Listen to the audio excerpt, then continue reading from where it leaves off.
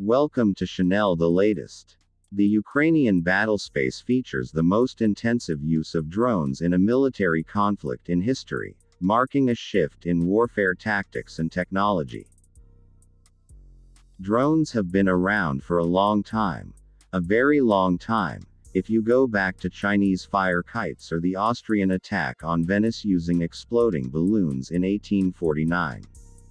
Drones were used in Vietnam, in the Kosovo War, Afghanistan, Iraq, and, most recently, in the confrontation between Armenia and Azerbaijan in Nagorno-Karabakh.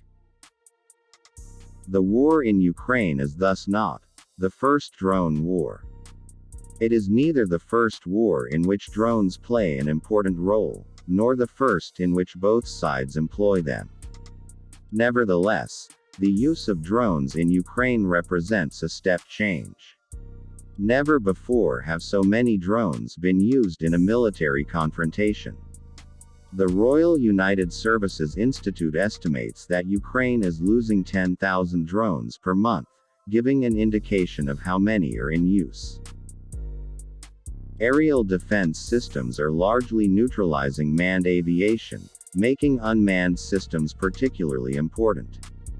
For those looking to understand their importance, here are the main takeaways from Ukraine.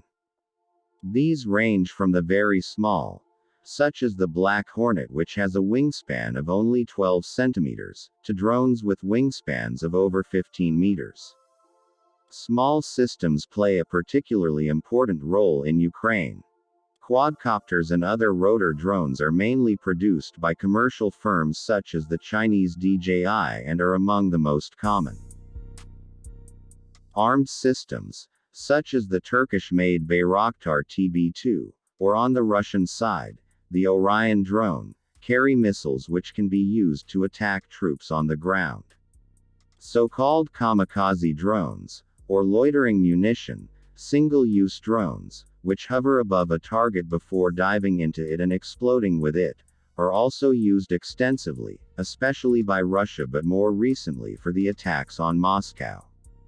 Surveillance and reconnaissance are the most natural uses of drones. All drones carry photo, video, or other data collection sensors, which allow forces to locate enemy bases, observe troop movements, and choose targets.